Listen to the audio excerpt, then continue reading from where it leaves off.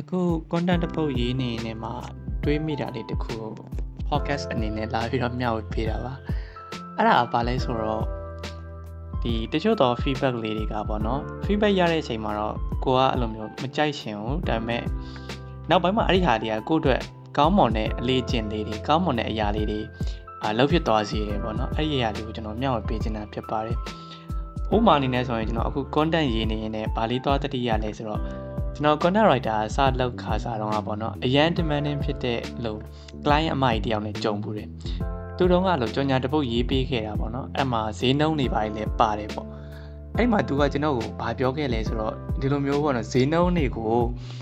ကနန်းတွေကိုရေးတဲ့အခါမှာကျွန်တော်ဒီတိုင်းပဲဖြစ်တယ်လို့ပေါ့နော်မြန်မာလိုဆိုလဲမြန်မာလိုအင်္ဂလိပ်လိုဆိုလဲအင်္ဂလိပ်လိုဒီတိုင်းပဲရေးပေးလိုက်တယ်ပေါ့နော်အဲ့ဒီမှာကြီးကကျတော့သူအသေးစိတ်တော့လုံးဝ details ကြတယ်ပေါ့ကျွန်တော်ပြန်ပြောတယ်ပြန်ပြင်ခိုင်းတယ်ပေါ့နော်ဒီကနန်းလေးတွေကိုတဲ့ဒီလိုမျိုးကော်မာလေးတွေပေါ့နော်နောက်ဆုံးကနန်း3လုံးပြီးသွားရင်ကော်မာလေးတွေချပြပါတဲ့ပြီးတော့ဒီစာရီကြားထဲမှာဆိုလို့ရှိရင်ပေါ့ဒီကွင်းဆက်ကွန်ပိတ်လေးတွေနဲ့ရေးပေးပါပေါ့နော်အဲ့လိုတက်ရဲ့ကလေးပို့ဖြစ်သွားစေတယ်ပေါ့အဲ့မျိုးလေးပြန်ပြီး feedback ပေးခဲ့တယ်ပေါ့နော်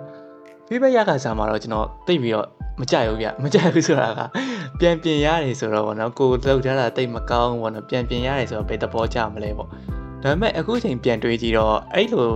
feedback လေးတွေရခဲ့တာကပဲအဲ့လိုအတွေ့အကြုံလေးတွေရှိခဲ့တာကပဲကျွန်တော်ရဲ့စာရေးသားတဲ့အခါမှာပေါ့နော်ဒီလိုမျိုးပို့ပြီးတော့တက်ရဲ့ရေးတတ်လာတယ်ပို့ပြီးတော့ရှင်းရှင်းလင်းလင်းဖြစ်အောင်ပေါ့နော်ဖတ်တဲ့လူရှင်းရှင်းလင်းလင်းနားလည်အောင်ပို့ပြီးတော့ရေးတတ်လာတယ်ဒါကအတွေ့အကြုံတစ်ခုပေါ့တခြားသောနေရာတွေမှာလည်းဒီလိုပဲကျွန်တော်တို့ feedback တွေရတဲ့အခါမှာတော့ခံစားလို့ကတော့တိတ်မကောင်းဘူးပေါ့နော်ကိုယ်ပြန်ပြင်ခိုင်းတဲ့အတွက်ကြောင့်မလို့ကြိုက်ရှင်မှလည်းကြိုက်မယ်ဒါပေမဲ့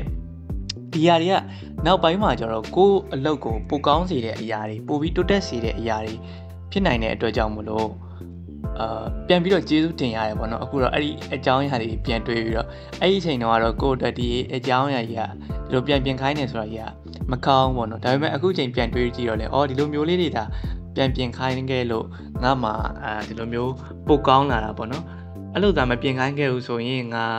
ပိုကောင်းလာဖို့အခွင့်အလမ်းလည်းမရှိဘူးပေါ့နော် feedback တွေကိုသာလက်မခံခဲ့ဘူးကိုယ်တိုင်လည်းမလုပ်ဆောင်ခဲ့ဘူးဆိုလို့ရှိရင်ပိုကောင်းလာဖို့အခွင့်အလမ်းလည်းမရှိဘူးပိုကောင်းလာဖို့လည်းလုပ်နိုင်မှာမဟုတ်ဘူးပေါ့နော်အဲ့လိုမျိုးလေးကျွန်တော်တွေးမိတဲ့အတွက်ကြောင့်မလို့ဒါလေးကိုကျွန်တော်ဒီ content ရေးနေနေမှာအမှတ်တရအနေနဲ့podcast လေးလာပြီးတော့မျှဝေပေးတာဖြစ်ပါတယ်ဆိုတော့ကျွန်တော်တို့တွေဘောမှာ feedback တွေရရှိတဲ့အခါမှာခံစားလို့တော့မကောင်းဘူးဒါပေမဲ့လည်းသူတို့ပြောတဲ့ feedback လေးတွေကကိုပိုကောင်းအောင်ဆိုလို့ရှိရင်ပေါ့နော်ဒါလေးတွေကိုလက်ခံပြီးတော့ပိုကောင်းဖို့ကျွန်တော်တို့လုပ်ဖို့လိုတယ်ဆိုတဲ့အကြောင်းလေးလာပြီး remind လုပ်တာပါဒါပေမဲ့တချို့သော comment တွေလည်းရှိတာပေါ့နော်feedback မဟုတ်ဘူးကောင်းစေခြင်းနဲ့စံနှာနဲ့မဟုတ်ဘဲနဲ့ကို